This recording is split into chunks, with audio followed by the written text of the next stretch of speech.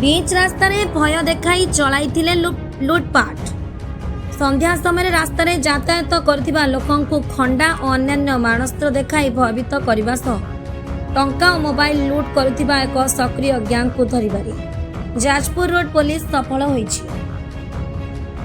गिरफ होइतिबा समस्त 6 जन अभियुक्त दानगदी अंचल बोली जଣାपड़िछि। जाजपुर रोड थाना परिसर में आयोजित एक सांबादिक सम्मेलन जाजपुर रोड एसडीपीओ शरद चंद्र पात्र गणमाध्यम को यही सफलता बाबद विस्तृत सूचना देइछन्ति। गत 9 तारिख में मनोरंजन नायक और तांको सांग मानस तलाई मानगोविंदपुर स्थित निज घर को फेरुथिले।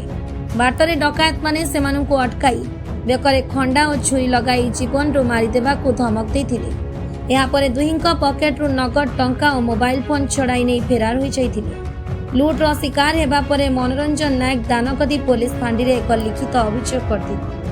अभियोग को भित्ति करी जाजपुर रोड थाना अधिकारी आशित कुमार साहू को नेतृत्व में एक पुलिस टीम दानगदी अंचल विभिन्न स्थान में चढ़ाऊ करथिले। शेष में धूलीगढ़ जंगल 6 जन डकायत को काबू करा जायथिला। गिरफ अभियुक्त माने हेले सागर पात्र 21 वर्ष, सानू सेठी 27 वर्ष, मनोज पात्र 22 वर्ष, जड़ा पात्र 30 वर्ष, संजय पात्र 23 वर्ष, एसके कालू 48 वर्ष।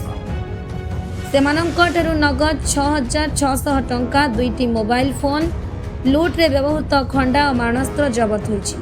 पुलिस एही घटना रे थाना केस नंबर 364/26 रे एक मामला रुजु करी अभियुक्त मानंकु जाजपुर रोड मजिस्ट्रेट कोर्ट रे हाजर करथिला।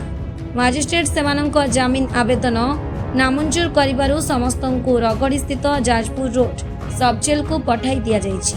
मोर 9/6/26 गतकाली आम मनोज नायक आ मानस दले एमाने फेरुथिले 7 बाइंसर फेरुथिले। आक घर होची मानगोविंदपुर। एने मोटरसाइकिल फेरुथिले। आमर दानगदी हाट पाखरे रात्रि समय आंकु 6 जन डकैत आंकु अटके भयभीत करी खंडा देखई तांकटारु मोबाइल फोन 6600 टंका जीवन मारदा धमक दे और मारपीट कर पाखर छड़े नहीं।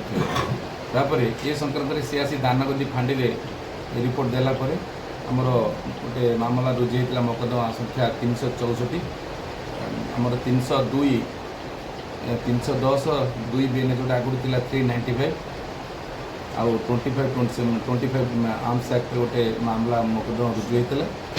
आईआईसी जाजपुर रोड एवं तांको टीम विभिन्न जगार छापा मारी रेड करी आमर आम पछरे जो ठिया 6 जन मुद्रा डकायत मान को गिरफ्त कर जो खंडाटी व्यवहृत होता डकायत से सीजर कर जो मोबाइल जाता छड़े नहीं मोबाइल और टंका ताकू जबत कर गिरफ्त कर आज से कोर्ट चालान कर।